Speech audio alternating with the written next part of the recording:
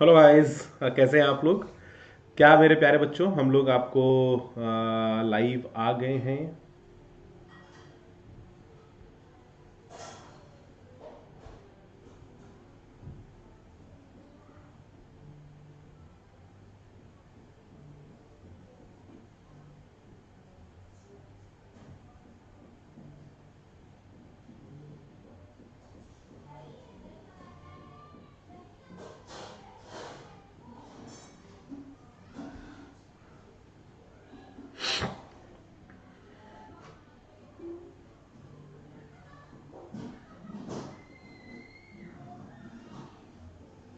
एक सेकंड बच्चों।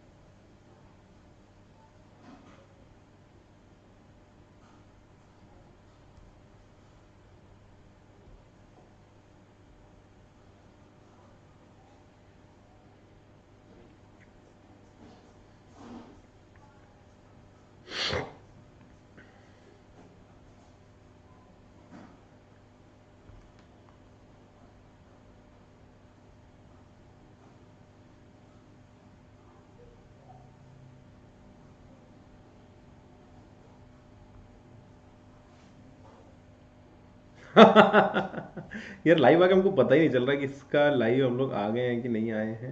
I think अब लाइव मुझे दिखाई पड़े। बहुत देर से मैं ढूंढ रहा था कि हम लाइव में, हमारा वीडियो का लिंक ही हमको नहीं मिल रहा था। I just got the comment of John लैनन।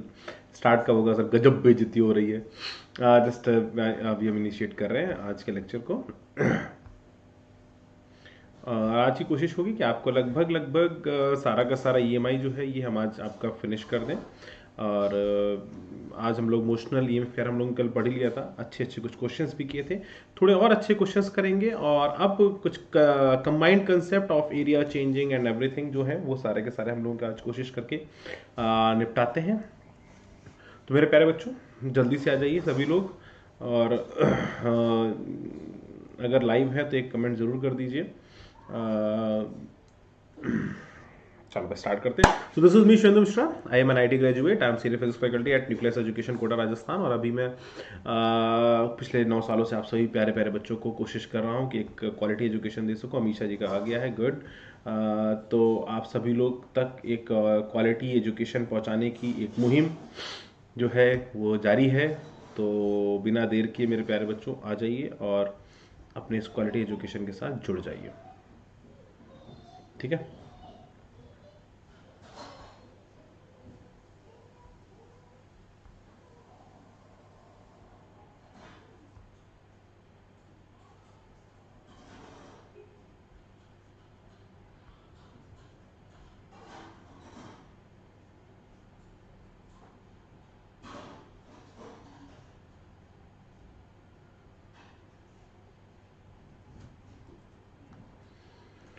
तो स्टार्ट करते हैं बच्चों। This is mission Mishra, this is my Telegram channel डी.मी से फिजिक्स। अगर आपने अभी तक इसको सब्सक्राइब नहीं किया तो उसको सब्सक्राइब जरूर कर लीजिए। और अगर आपने अभी तक प्लस का सब्सक्रिप्शन नहीं लिया है मेरे प्यारे बच्चों, जल्दी जल्दी ले लीजिए प्लस का।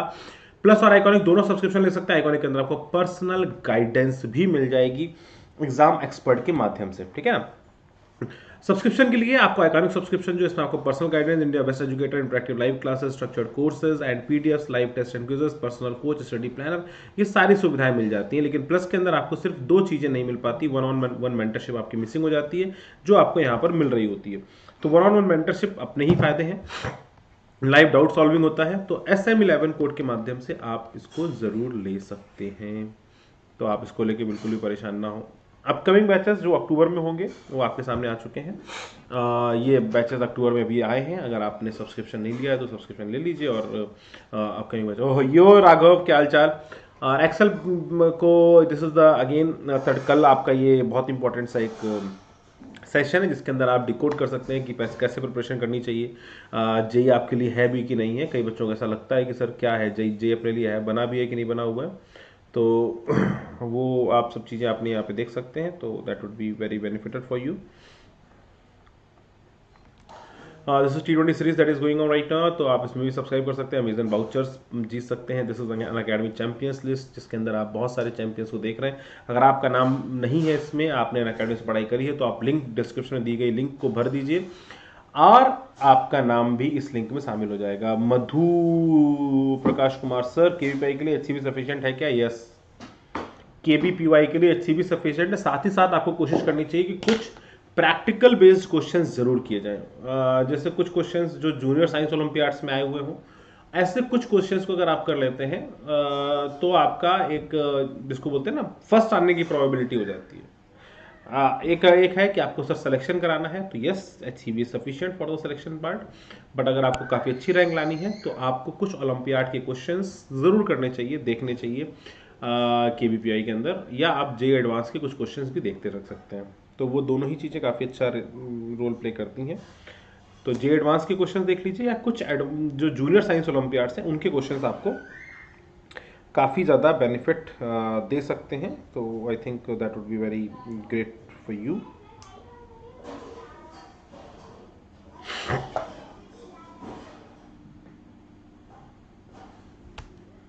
ये अनअकैडमी जेई कॉम्बैट एग्जामिनेशन है, लर्न कंप्लीट कंकर, 21 क्वेश्चन 60 मिनट्स और बहुत बड़े अवार्ड्स हैं। 4 करोड़ प्लस के अवार्ड्स आपको मिलने वाले हैं यहाँ पे, तो बेटर है। अब आते हैं अपने आज के सेशन के ऊपर। JEE mains expected date, JEE बेटा इस बार का जेई मेन एक्सपेक्टेड डेट, ये बहुत इंपॉर्टेंट चीज पूछी है, ये इंपॉर्टेंट है, मैं एक बार इसको बता देता हूँ। जेई मेन एक्सपेक्टेड डेट जो इस बार की रहेगी, एक्सपेक्टेड डेट, अगर दिवाली में कुछ ज़्यादा खून खराबा नहीं होता है, मतलब कोरोना वापस नहीं आता है, परेशानियाँ ज़्यादा नहीं होती हैं, तो most probably I would suggest कि Feb around 20th of Feb somewhere first attempt होगा। इस बार मुझे ऐसा लगता है कि 4 अटेम्प्ट नहीं होंगे, क्योंकि इस 4 अटेम्प्ट कराया था, इस बार तो फैला लिया, अब अगली बार तो नहीं फैलाएंगे शायद। 2 अटेम्प्ट होने चाहिए, फरवरी में और शायद अप्रैल में।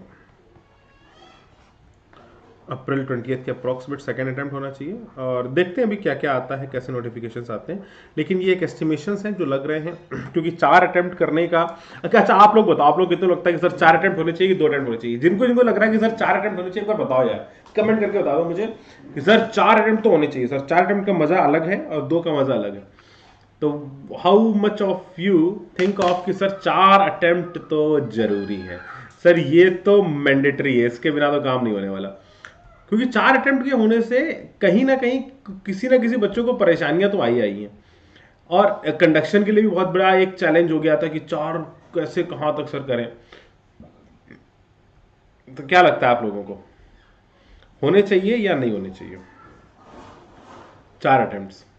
पारस, what do you say about 4 attempts और 2 अटेम्प्ट्स?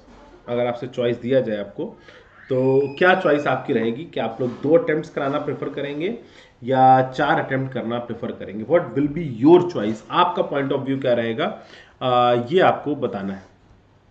कमेंट में बता दीजिए जल्दी से। 2 ही होने चाहिए, प्रसाद ने बता दिया सर 2 ही होने चाहिए, वेरी गुड।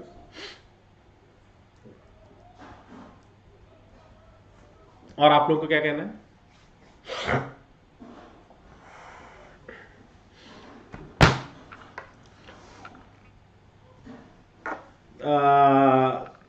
प्रकाश बोले 2 होने चाहिए, 2 मैक्सिमम लोगों का 2 ही। हाँ तो 2 ही होने चाहिए, मुझे भी ऐसा लगता है 2 ही होने चाहिए, 2 में सफिशिएंटली आ जाता है। 4 में बच्चा परेशान ज्यादा होता है। और एज सच इंप्रूवमेंट अगर मैंने लास्ट टाइम भी देखा है, तो जो बच्चों का नंबर फर्स्ट अटेम्प्ट में आया था, मैक्सिमम बच्चे मतलब जो पढ़ने वाले थे, ईमानदारी से बात करूं, मैं ये नहीं कहूंगा कि सभी के साथ, जिन्होंने जिनका कोर्स ही कंप्लीट नहीं हुआ था उस समय तक, तो उनका ऑब्वियस सी बात है नीचे आते आते कुछ थोड़ा बहुत मे भी इंप्रूवमेंट हुआ हो। लेकिन 99 वाले जो बंदे थे उन सभी का सबसे अच्छा अटेम्प्ट जो गया था वो फर्स्ट अटेम्प्ट गया था। और जब 2 अटेम्प्ट होते हैं तो चीटिंग की पॉसिबिलिटी भी कम हो जाती है। जैसा इस बार केस आया, आपको पता है कि कितना भयंकर चीटिंग हुआ है, तो वो भी बच जाते हैं। अब आते हैं अपने आज के गेम के ऊपर, और आज का गेम है EMI के मोशनल EMF के फर्दर क्वेश्चंस। तो एक छोटे से क्वेश्चन से शुरुआत करता हूं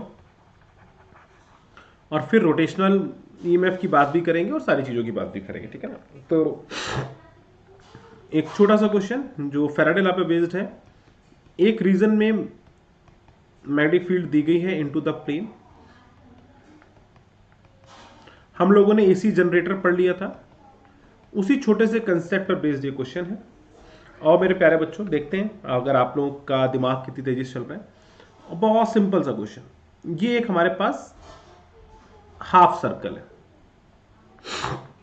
इस हाफ सर्कल को मैंने ओमेगा से घुमा दिया, तो ये हाफ सर्कल इसके अंदर घुसेगा in something like this way. आपसे पूछा गया है कि find the current induce in the loop at any time t। Find current induce in loop at any time t।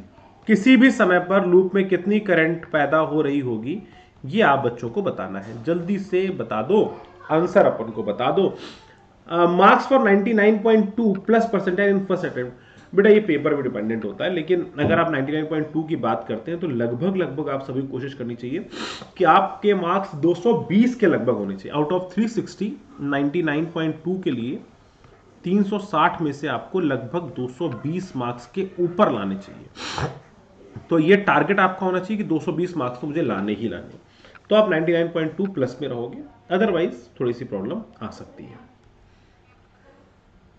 ठीक है। तो 99.2 विल बी द, अगर आपका ये टारगेट है तो बहुत अच्छा टारगेट है प्रसाद। आई थिंक आप बिल्कुल कैचअप भी करेंगे इस टारगेट को पकड़ लेंगे। जल्दी से छोटा सा क्वेश्चन जल्दी सॉल्व करिए और बताइए। आज थोड़ा सा मुझे भी क्या हो गया ना, जुकाम टाइप हो गया है, तो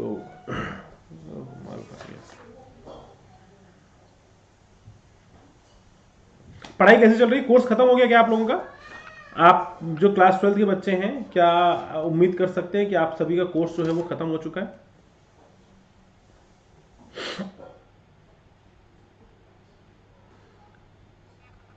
चलिए इस क्वेश्चन को समझते हैं। किसी भी इंस्टेंट पर बात करें तो ये अगर t बराबर 0 का इंस्टेंट था, तो एट एनी टाइम t, मेरे प्यारे बच्चों मैं बोल सकता हूं किसी भी टाइम t पर ये मान लीजिए कुछ थीटा एंगल घूमा होगा, तो एरिया इनसाइड जो हो जाएगा, it can be defined as 1/2 r theta का square. This is called as the area of sector. इसको हम नाम देते हैं बच्चों एरिया ऑफ सेक्टर का, ठीक है। एरिया ऑफ सेक्टर का हमने नाम दे दिया, आपने कहा 1/2 r theta square, sorry r square theta, मैं मिस्टेक क्या लिख दिया, पाई r स्क्वायर होता है 1/2 r theta square. This will be the area of the sector. जो इसके अंदर आ गया, मतलब इतना एरिया जो होगा वो r थीटा स्क्वायर। आपको पता है पाई r स्क्वायर पूरा होता है, तो टोटल एंगल 2 पाई होता है, तो उसका पाई r स्क्वायर है, उसके करस्पॉन्डिंग आप सेक्टर का हाफ r स्क्वायर थीटा। आप जस्ट बाय यूनिटरी मेथड भी दिमाग में ला सकते हैं अगर कभी भूलते हैं तो फ्लक्स एसोसिएटेड कितना हो गया उस इंस्टेंट पर? आपने कहा सर फ्लक्स एसोसिएटेड हो जाएगा मैग्नेटिक फील्ड इनटू एरिया, तो मैग्नेटिक फील्ड इनटू एरिया कितना होगा? Half r square into theta. EMF induce कितना हो जाएगा? आपने सर ईएमएफ इंड्यूस जो होता है मैग्नीट्यूड के हिसाब से बात कर रहे हैं, माइनस साइन मैंने आपको बताया था। माइनस साइन के लिए कभी परेशान मत होइएगा, क्योंकि वो सिर्फ दिशा को बताता है, डायरेक्शन हम बाद में देख लेंगे। पहले हाफ r स्क्वायर थीटा की बात कर लेते हैं, तो फिर डायरेक्शन के बारे में भी चर्चा करेंगे। आपने कहा बिल्कुल ठीक है। इसको अगर मैं डिफरेंशिएट कर दूंगा तो 1/2 कांस्टेंट है, b कांस्टेंट है, रेडियस भी कांस्टेंट है, सिर्फ थीटा का परिवर्तन हो रहा है, तो that will be equal to d theta by dt। तो rate of change of theta जो है उसी को तो ओमेगा बोला गया है, तो it is equal to half of b r square omega sorry. This is called as the EMF induced. R is called as the radius over here.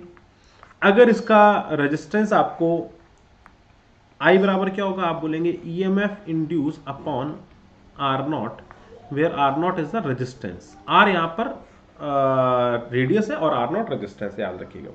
तो I जो इंड्यूस हो जाएगी इसमें, that will be equal to 1/2 B R square omega upon R naught. अब आपके मन में आया कि सर क्या करंट जो है वो हर समय कांस्टेंट, आपने कहा सर यहां पर तो कुछ बदल ही नहीं रहा है, तो जैसे जैसे अंदर जा रहा होगा हर समय पे करंट कांस्टेंट होगी, आपके हिसाब से तो करंट कांस्टेंट आ गई, तो क्या सर यहां तो ऐसा लग रहा है कि जैसे जैसे अंदर जाएगा वैसे वैसे इसका करंट बढ़ना चाहिए, एरिया बढ़ रहा है, ऐसा कुछ होना चाहिए। कई बार अपने को ऐसा लगता है, ऐसा फीलिंग आता है कि सर ऐसा तो कुछ होना चाहिए, लेकिन ईमानदारी से अगर देखा जाए तो ये बहुत इंपॉर्टेंट सा गेम होता है कि ईएमएफ, ये बहुत इंपॉर्टेंट लाइन लिख रहा हूं, बहुत इंपॉर्टेंट लाइन लिख रहा हूं, इसको बहुत ध्यान से समझना, लिखना अपने पास, ऊपर लिख लेना, नोट्स में ऊपर लिखा होना चाहिए चीज। EMF does not depends upon phi. EMF induce जो होता है उसको फ्लक्स से कोई लेना देना नहीं है। कई बच्चे कहेंगे सर क्या बातें कर रहे हो, स्टेटमेंट लिखा है सोचो सही है कि गलत है, स्टेटमेंट लिखा है सोचो सही है कि गलत है। मैं बोल रहा हूं कि ईएमएफ इंड्यूस को फ्लक्स से कोई लेना देना नहीं है, induce EMF is independent of flux. बोलो स्टेटमेंट सही लिखा गलत लिखा है, जैसा लगे वैसा बताओ। कोई बच्चा, आपने पढ़ लिख लिया सब कुछ, उम्मीद करता हूं आप लोग सही बताएंगे।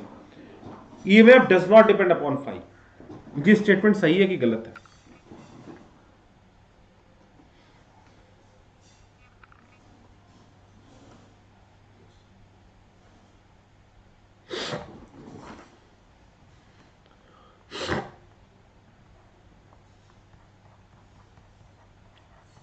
करेक्ट स्टेटमेंट लिख रहा हूं, ईएमएफ डिपेंड्स अपॉन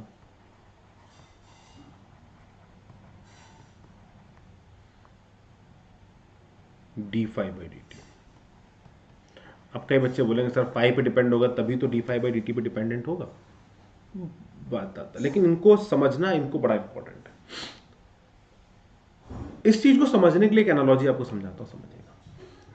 कई जगह पर हमको ऐसा लगता है कि एक्सीलरेशन और वेलोसिटी की एनालॉजी को अगर आप समझें तो मैं क्या ये बात बोल सकता हूं कि higher the velocity higher the acceleration. देखिए कुछ मिसकंसेप्शंस है जो दिमाग में आते हैं और कई जगह पर आपको गलत कराएंगे।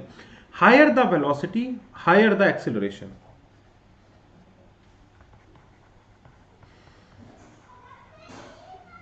जितनी ज्यादा वेलोसिटी होगी उतना ज्यादा एक्सीलरेशन होगा। क्या ये स्टेटमेंट सही है?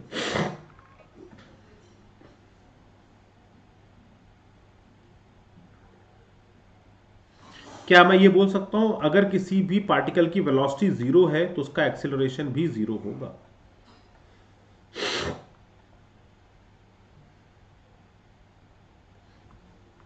किसी पार्टिकल की वेलोसिटी मिनिमम है तो एक्सीलरेशन भी मिनिमम होगा? ऐसे कोई स्टेटमेंट आपको सही लग रहा है क्या? कई बच्चों में कंफ्यूजन पैदा होगा और बहुत इंपॉर्टेंट से लॉजिक है, उसको समझिए। दीज ऑल आर स्टेटमेंट और फॉल्स। वेलोसिटी का जीरो होना कभी एक्सेलरेशन को जीरो नहीं कहता, वेलोसिटी का मैक्सिमम होना कभी एक्सेलरेशन को मैक्सिमम नहीं कहता। आपने का मतलब, मैंने का मतलब तो सिर्फ इतना है यार, मतलब सिर्फ इतना है कि वेलोसिटी जब जीरो होगी तो जरूरी नहीं कि एक्सेलरेशन भी जीरो हो रहा हो। एग्जांपल, यस, ए बराबर डीवी बाई डी टी है।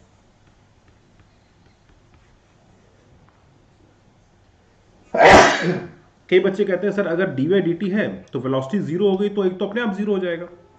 ये गलत है। पार्टिकल को आपने ऊपर की तरफ फेंका बेटा,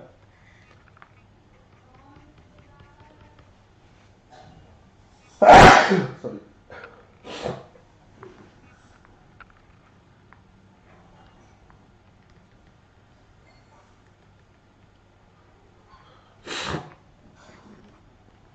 at the highermost point the velocity of the particle is zero, but still the particle has the acceleration g। Particle का एक्सीलरेशन तो हर जगह कांस्टेंट, उसकी वेलोसिटी मिनिमम भी हुई है, मैक्सिमम भी हुई है, सब कुछ हुआ है, एक्सीलरेशन कांस्टेंट है। ये सारे स्टेटमेंट गलत है। रेट ऑफ चेंज और उसकी एक्चुअल वैल्यू का कोई आपस में लेना देना नहीं है। और ये स्टेटमेंट समझना चाहिए। कई बच्चे यहाँ पर जब मैं क्वेश्चन पहली बार उनको बोलता हूँ, उनको लगता है कि सर जिस मोमेंट पर ये पार्टिकल पूरा का पूरा कुछ देर के बाद तो ये आधा अंदर आ जाएगा। आपने कहा बिल्कुल सही बात है, after a period of time ये आधा अंदर होगा, फिर आधे से भी ज्यादा अंदर होगा, फिर कुछ देर के बाद और अंदर हो जाएगा, कुछ देर का पूरा अंदर हो जाएगा। और अगर ये पूरा अंदर हो गया तो क्या आई मैक्सिमम? आपने कहा बिल्कुल आई मैक्सिमम नहीं होगा। अगर मैं करंट का ग्राफ यहां पे ड्रॉ करूं, if I draw the graph of the current in this given situation, I would definitely से मोस्ट आपने इतना लिख लिया होगा, तो मैं इतनी जगह को रफ कर रहा हूं और यहां पर मैं करंट के वेरिएशन को ड्रॉ करने की कोशिश कर रहा हूं।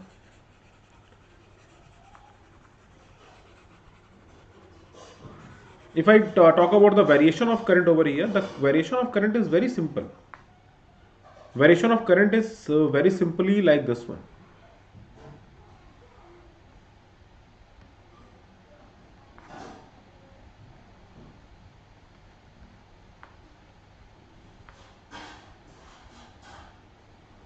आपने कहा सर करंट तो कांस्टेंट है, ये ऊपर नीचे कैसे हो रही? मैंने कहा करंट कभी पॉजिटिव है और कभी नेगेटिव है, मैग्नीट्यूड के हिसाब से कांस्टेंट है। यहां पर भी इसका मैग्नीट्यूड यही है, आई वाला जो यहां पर लिखा है B omega R square upon R naught. यहां पर भी इसका मैग्नीट्यूड यही है, half B omega R square upon R naught. बस कुछ देर पॉजिटिव रहेगी, कुछ देर नेगेटिव रहेगी। आपने कहा ये पॉजिटिव और नेगेटिव का लफड़ा क्या हो गया सर? मैंने कहा देखो बेटा, एज इट मूव्स इन, जैसे ये अंदर जाएगा एरिया बढ़ेगा, फ्लक्स बढ़ेगा। फ्लक्स बढ़ेगा तो ये फ्लक्स का विरोध करेगा, तो फ्लक्स का विरोध करेगा तो करंट इस तरीके से फ्लो करेगी कि जो फ्लक्स इंक्रीज हो रहा है इसका अपोज किया जाए, तो अंदर जाता हुआ फ्लक्स बढ़ेगा तो बाहर जाता हुआ करंट फ्लो कराएगी, तो मतलब करंट एंटी क्लॉकवाइज हो जाएगी।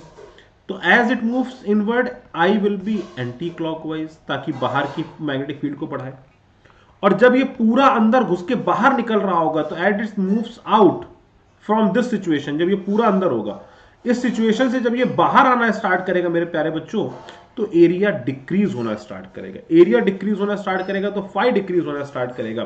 तो करंट अब काउंटर क्लॉकवाइज हो जाएगी, ताकि अंदर जाते हुए फ्लक्स को बढ़ाया जा सके। इसलिए करंट की डायरेक्शन जो है वो चेंज होगी, लेकिन ड्यूरिंग इनटू मोशन और आउटवर्ड मोशन, जब अंदर जा रहा होगा तब करंट कांस्टेंट रहेगी, क्योंकि rate of increment of area is constant. Area भले ही बढ़ रहा है लेकिन एरिया के बढ़ने का रेट कांस्टेंट है, इसलिए करंट कांस्टेंट है, क्योंकि current rate of change of area पे डिपेंडेंट है, एरिया पे डिपेंडेंट नहीं है। तो इन दिस गिवन सिचुएशन हर क्षण उतना ही एरिया अंदर की तरफ जा रहा है, जितना पहले क्षण में गया तो उतना ही दूसरे क्षण जा रहा है, उतने अगले क्षण में जा रहा है। तो हर जगह वो थीटा थीटा एंगल घूमता हुआ अंदर की तरफ घुस रहा है। तो हर एक इंस्टेंट पर जो एरिया इंक्रीज हो रहा है इनसाइड द मैग्नेटिक फील्ड और डिक्रीज हो रहा है out of the magnetic field, it is same. That is why the current is same, and that is very important situation over here, जो आप सभी को समझना चाहिए। ये सारी बातें आपको समझ में आती है? इसमें कोई दिक्कत हो तो पूछ सकते हैं। Now I am going to discuss the motional EMF for a rotating rod. थोड़ा जुकाम हो गया यार, जल्दी से इसको आप कर लिख लीजिए, अपने शब्दों में लिख लीजिए, अपनी कॉपी में अपने शब्दों में लिखिए, बहुत इंपॉर्टेंट सा कंसेप्ट है।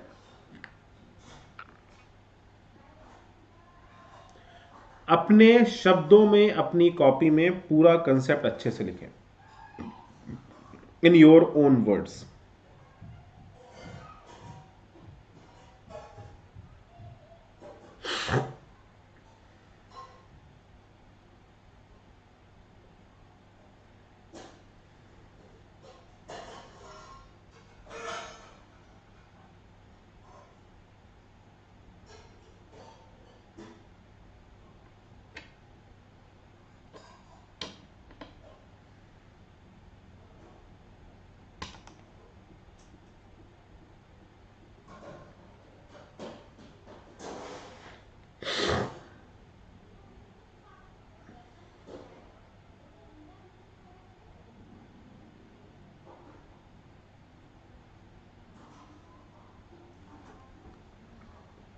ओके बेटा,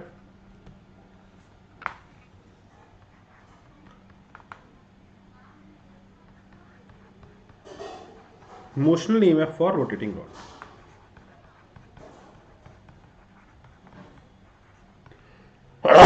सॉरी, माय मिस्टेक।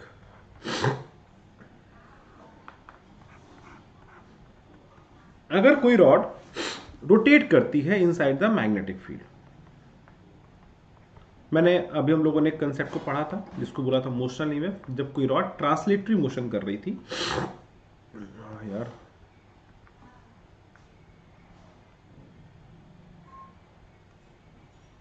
हमने पढ़ा था कि जब ये रॉड एक ट्रांसलेटरी मोशन कर रही थी तो इसके अक्रॉस, इसके टर्मिनल के अक्रॉस एक ईएमएफ जनरेट हुआ था।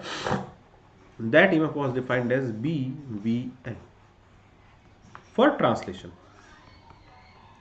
अब अगर इसी रॉड को मैं घुमा दूं, इसकी लंबाई L है and now it is rotated with certain omega, अगर ये इसमें घुमा दी गई inside the magnet, it is rotated, तो इसके रोटेशन के करस्पॉन्डिंग इसके एंड्स में कितना ईएमएफ जनरेट होगा, ये हमसे पूछा गया है। ठीक है ना, ट्रांसलेशन का पता है, पढ़ चुके हम लोग कल, ये हम लोग को बताना है। बताओ भाई कैसे बताएंगे? आपने कहा सर इसमें प्रॉब्लम ये हो गई कि यहां पर हर एक छोटे से छोटा सेगमेंट एक ही वेलोसिटी से चल रहा था, लेकिन अब यहां पर क्या है, हर छोटे से छोटा सेगमेंट अलग अलग वेलोसिटी से चल रहा है। जो जितना ज्यादा दूर होगा उसकी वेलोसिटी उतनी ही ज्यादा होगी। मैंने कहा देख, अगर ये r दूरी पर एक छोटा सा एलिमेंट मैंने dr का ले लिया तो इसकी वेलोसिटी होगी r ओमेगा, और इसके दोनों एंड्स के बीच में जो पोटेंशियल जनरेट हो रहा होगा जस्ट फॉर dr एलिमेंट, अगर मैं बात करूं, ध्यान से देखिएगा, इसको थोड़ा सा ऐसे बड़ा करके दिखा रहा हूं। इस dr एलिमेंट की बात करें तो इसके अक्रॉस जो ईएमएफ डेवलप होगा, E बराबर कितना होगा ईएमएफ इसके अक्रॉस, छोटे से अक्रॉस। तो आपने कहा सर इसकी लेंथ हो गई dr, तो आपने कहा B मैग्नेटिक फील्ड B, इसकी वेलोसिटी हो गई r ओमेगा, इसकी लंबाई हो गई dr इंटू dr। अब ऐसा हर सेगमेंट छोटा छोटा हर सेगमेंट के अक्रॉस ये ईएमएफ होगा, और अगर ध्यान से देखें तो ये ईएमएफ इन सीरीज बनता जाएगा, क्योंकि पूरी रॉड जुड़ेगी तो ईएमएफ इन सीरीज हो गया। तो अगर नेट ईएमएफ की बात करें तो ये तो छोटा ईएमएफ हो गया DE, it is equal to B omega R into dr। तो अगर मैं पूरे ईएमएफ की बात करता फ्रॉम 0 टू L लेंथ, तो आई वुड वेरी सिंपली से it is half of B omega R dr का integration R square by 2, half बाहर आ गया, R स्क्वायर का इंटीग्रेशन हो जाएगा L स्क्वायर। लिमिट की वैल्यू पुट करेंगे तो ईएमएफ कितना जनरेट हो गया, यू कैन वेरी सिंपली से sir EMF generated is 1/2 B omega L square.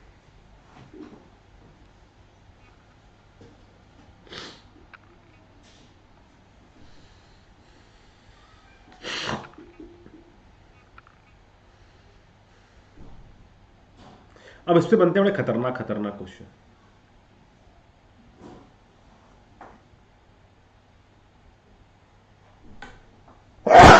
Sorry,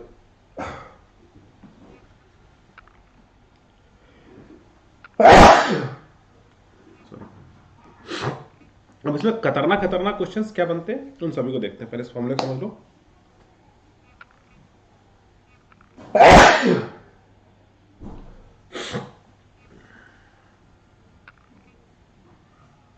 एक समझ आ रहा हूं।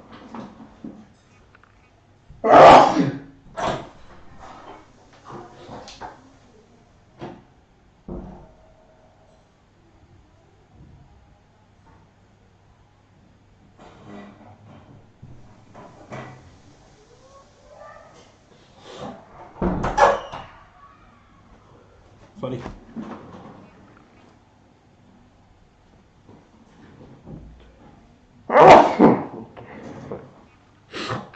अब इसमें शानदार शानदार से क्वेश्चन आपको समझने क्या क्या होंगे।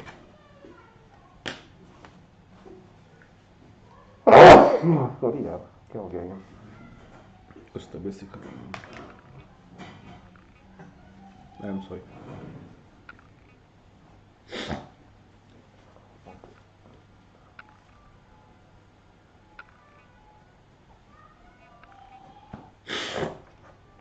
I'm sorry.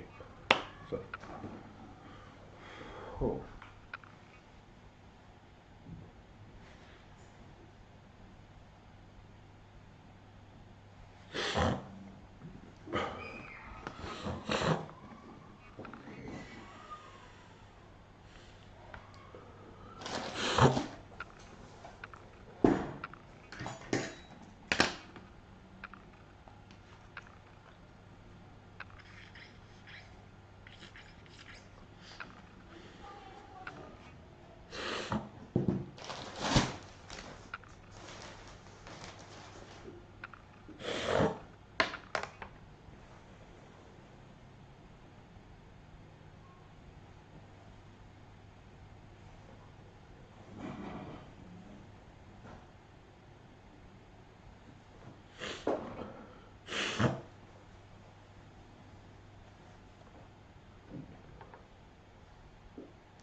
चलो भाई अब स्टार्ट करते हैं।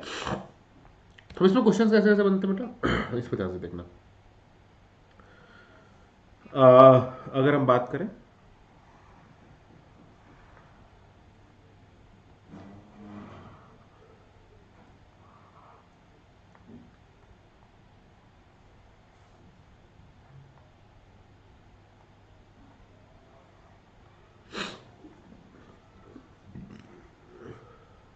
ये एल लेंथ से गया,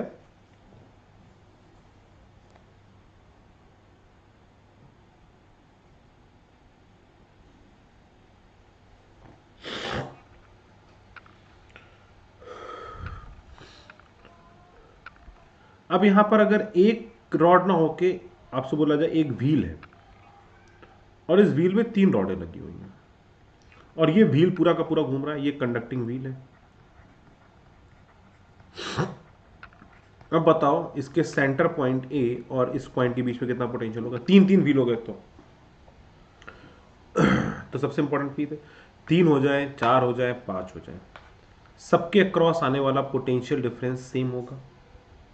तो बहुत इंपॉर्टेंट सी चीज है, आप 3 व्हील हो, आप 4 व्हील हो, 4 स्पोक्स हो, स्पोक्स बोलते हैं इसको, व्हील के अंदर जितने भी स्पोक्स लगे हों उससे कोई लेना देना नहीं है। अगर सेम डिस्टेंस पर है तो the EMF induce in the between 2 points A to B, A B हो जाए, बी यहाँ से सी लिख दिया जाए, ए टू बी हो, ए टू सी हो, ए टू डी हो, कहीं पर भी हो, each and every point will be on the same potential point और सबके अक्रॉस ईएमएफ जो होगा वो सेम होगा। तो नंबर ऑफ स्पोक्स के बढ़ने से सेंटर और सरकमफेरेंस के बीच में पोटेंशियल डिफरेंस का कोई भी परेशानी नहीं आएगी, दैट विल रिमेन सेम। आपने कहा भी ठीक है। अब इसी पर बेस्ड एक क्वेश्चन इरोडो में बहुत अच्छा सा बना हुआ है। अब जो मेरे प्यारे ओलंपियाड के बच्चे हैं उनसे एक रिक्वेस्ट है कि करके दिखाएंगे भैया, ये स्पेसिफाइड लिख देता हूँ ओलंपियाड। एक ये रॉड है, vertical plane,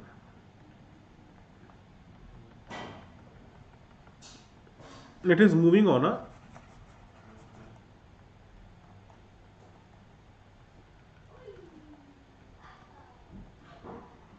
it is moving on a conducting ring, ये कंडक्टिंग रिंग है, ठीक है ना। और ये कंडक्टिंग रिंग को कनेक्ट कर दिया गया है एक रेजिस्टेंस के साथ, ऐसे एक रेजिस्टेंस लगा है जो इस कंडक्टिंग को कहीं पे भी टच करे, क्योंकि आपको पता है कहीं पे भी टच करेगा तो हर जगह पर पोटेंशियल डिफरेंस तो सेम ही रहेगा।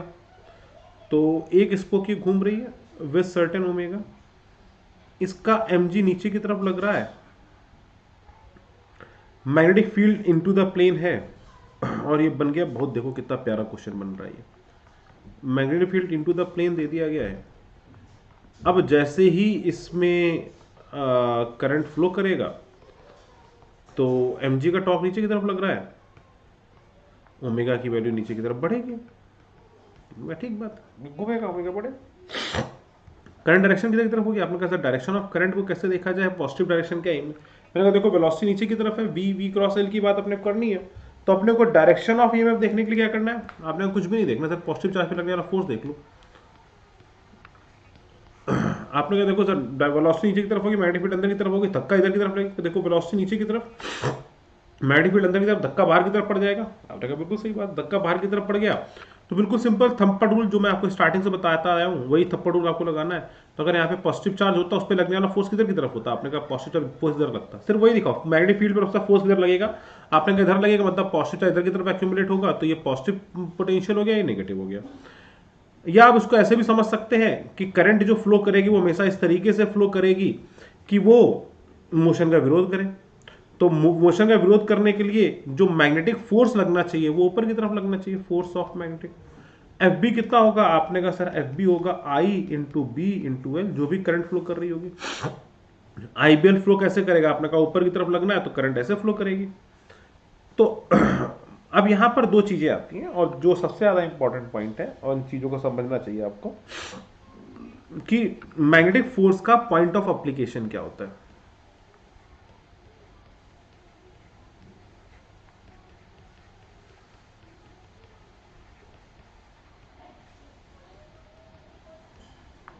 तो आप बोलेंगे geometrical centre of body, may be centre of mass, may not be centre of mass, but it will be the geometrical centre of the body. बात समझ में आती है क्या? इसमें कोई दिक्कत हो तो पूछ लेना, और इसमें कोई परेशानी हो तो पूछ लेना, ठीक है ना? आपने कहा ठीक बात है साहब। फोर्स ऑफ ऊपर की तरफ लग गया, एमजी नीचे की तरफ लग गया। एमजी टॉर्क को बढ़ाने की कोशिश करेगा, कुछ ओमेगा था इसका हॉरिजॉन्टल पे। आपको बोल दिया जाए in the given situation if it is asked कि यार मुझे एक बात बताओ कि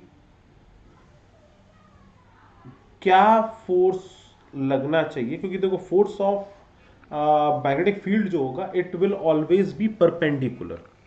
एक छोटा सा पॉइंट और यहाँ पे डिफाइन करता हूँ कि रॉड की पोजीशन कभी यहाँ पर मान लीजिए ऐसी होगी, इन दिस सिचुएशन mg का तो वर्टिकल रहेगा और फोर्स ऑफ मैग्नेटिक फील्ड वो हमेशा परपेंडिकुलर टू द आई रहने वाला है, इधर की तरफ रहेगा। तो आपसे ये पूछा जाता है, कई बार ऐसे क्वेश्चंस पूछे गए हैं, how exactly the F external must be applied such that omega remains constant। mg बढ़ाएगा, फोर्स ऑफ बायनेंसी घटाएगा, और इस तरीके से लगातार ये चलता रहेगा। आपने कहा ऐसा बताओ मुझे फोर्स किस तरीके से लगे जिससे कि ये वैल्यू कांस्टेंट रहे, ओमेगा में कोई बदलाव ना आए, मतलब एक्सीलरेशन जीरो हो जाए।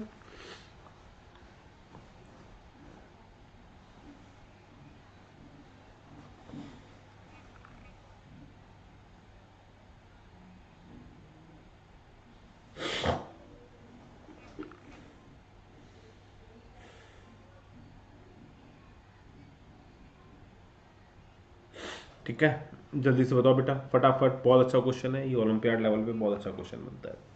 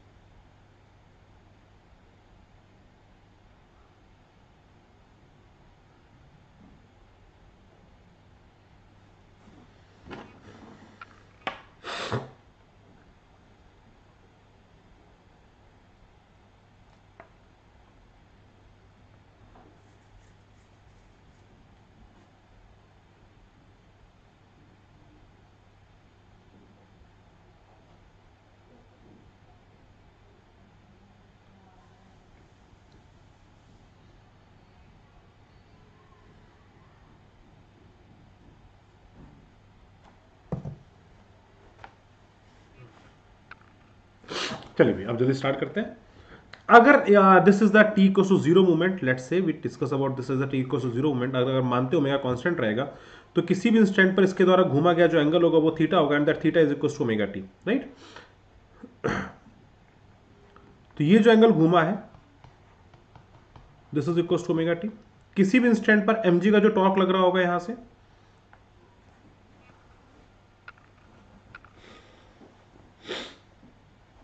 सॉरी, ये हो गया l by 2 distance, so this will be theta, so this will be 90 minus theta, तो ये एंगल हो जाएगा l by 2 cos theta, right.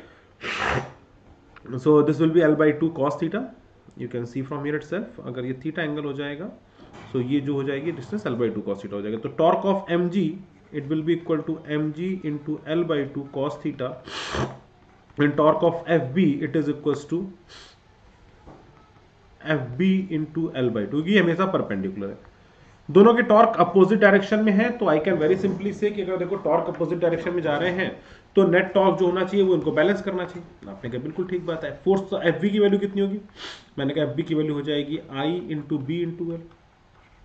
आई कितना होगा, आपने कहा half of B omega L square upon इसका resistance R into B into L. It can very simply defined as 1/2 B square L cube, sorry 1/2 b l cube into omega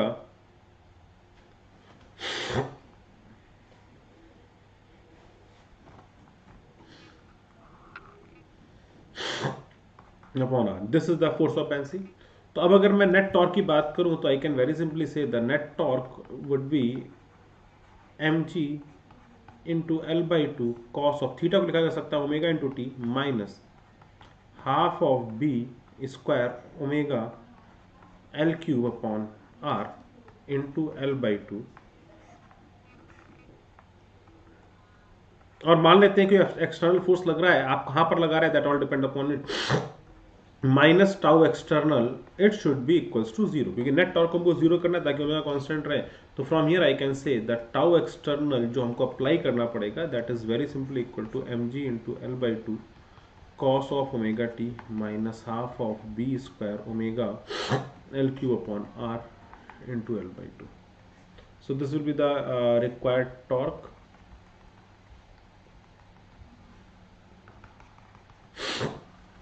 ठीक है,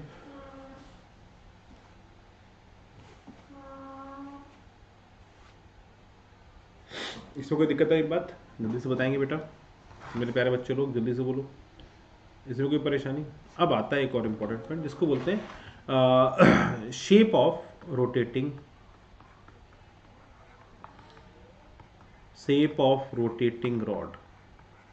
rotating rod का shape कैसा होना चाहिए।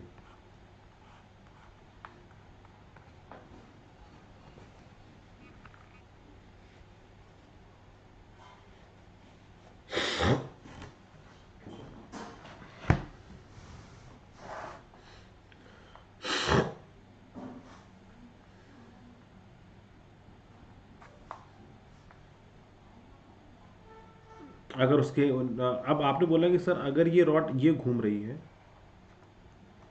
हम लोगों ने इस पे चर्चा वहां पे भी की थी, और इसके मैग्नेटिक फील्ड के घूमने से इनके इस टर्मिनल के बीच में पोटेंशियल डिफरेंस कुछ आ गया, magnetic field into the plane थी, अभी हम लोगों ने इसको डिराइव कर लिया। ठीक है, अब आपने बोला कि सर अगर shape of the rotating rod को चेंज कर दिया जाए, स्ट्रेट ना रहे कुछ और हो जाए, let's say the shape of the rotating rod becomes something like this one, ये आपकी रॉड बन गई और इसको घुमा दिया ओमेगा से, इसके अक्रॉस, इसके टर्मिनल के अक्रॉस कितना ईएमएफ जनरेट होगा ये आपसे पूछा गया। ये सेम फिनोमेना मैंने बीवीएल मतलब ट्रांसलेशनल मोशन के करस्पॉन्डिंग भी डेवलप करके आपको दिखाया था, और अब वही चीज मैं यहाँ पे भी पूछ रहा हूँ, तो जल्दी से बताओ।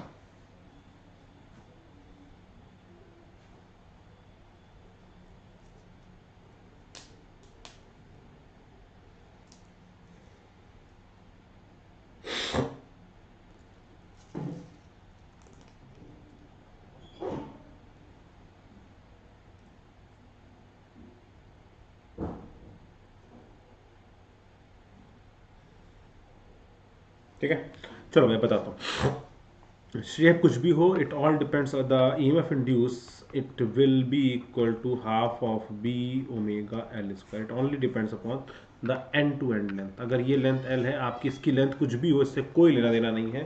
Shape of the rotating dot it only depends upon half of B omega L square. Because vector sum होता है, जैसे मैंने बी बी एल वहां पर भी आपको दिखाया था कि dot D L dot D L dot D L अगर जोड़ोगे तो it's simply a vector summation. तो आपको सिर्फ एंड्स टू एंड्स का लेना देना होगा, इसके अलावा किसी का लेना देना नहीं होगा।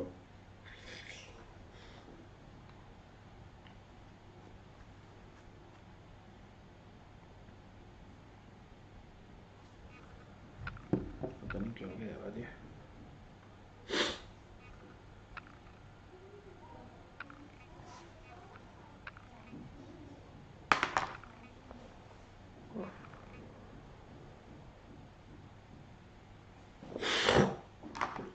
सॉरी।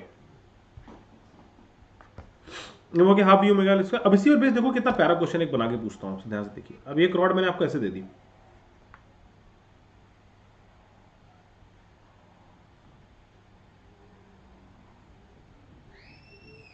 अब मैंने आपसे बोला कि रॉड ए से बी तक इंसुलेटर है, मतलब इसके क्रॉस ईएमएफ के होने का कोई लॉजिक नहीं है, मैं वो कुछ करंट फ्लो नहीं करा पाएगा। आपसे पूछा गया what is the EMF induce in B to C. B से सी में कितना ईएमएफ इंड्यूस होगा अगर ये लेंथ एल है और ये आपकी लेंथ मतलब 2r हो जाएगी, इसकी रेडियस r दे दी गई मान लीजिए, और ये इसके अबाउट ऐसे ओमेगा से घूम रही है। मैग्नेटिक फील्ड दी गई है into the plane.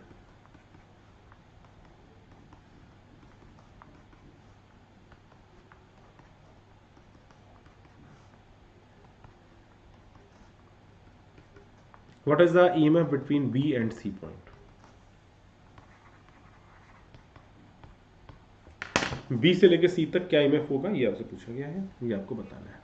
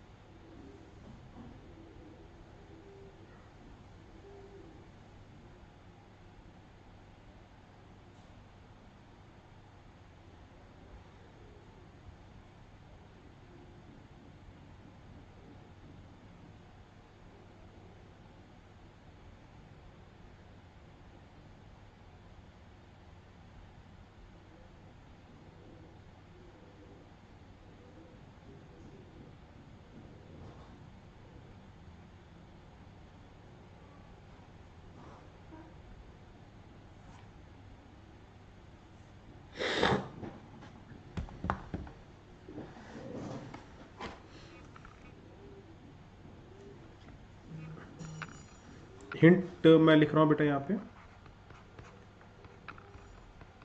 EMF between B to C is equals to EMF from A to C minus EMF from A to B.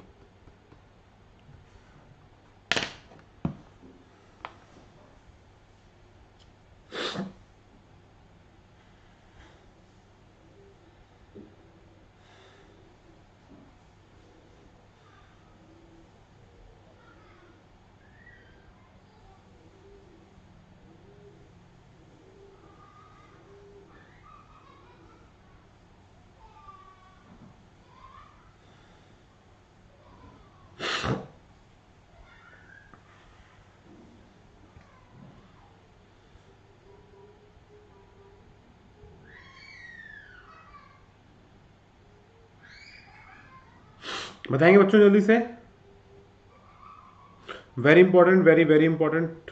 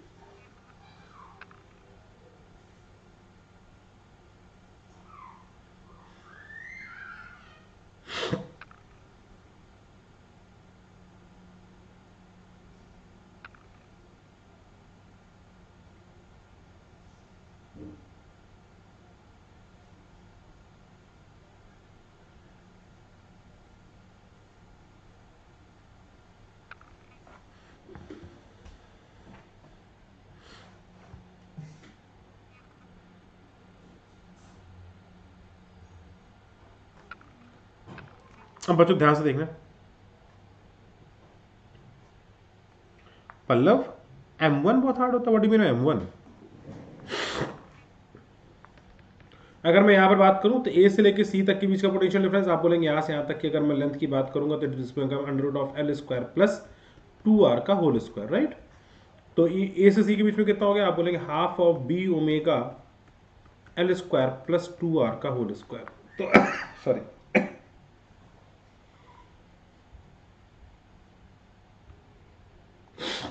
इसमें कम 4r स्क्वायर का होल स्क्वायर माइनस यहां से यहाँ के बीच का हो जाएगा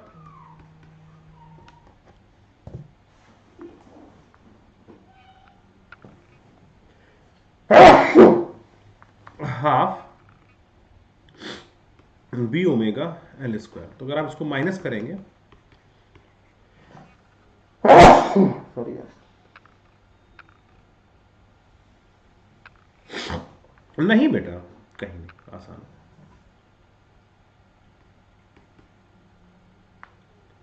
ये अंडर रूट था, स्क्वायर हो जाएगा, हट जाएगा अंडर रूट,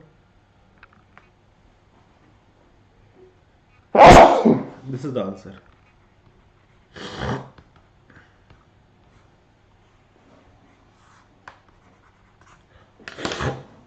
चलिए इसके बाद की कहानी इसके बाद शुरू करेंगे, ठीक है? अभी थोड़ा सा तबीयत थोड़ा सा डैमेज हो रहा है ऐसा लग रहा है मुझे, तो मिलते हैं नेक्स्ट सेशन में। Thank you all.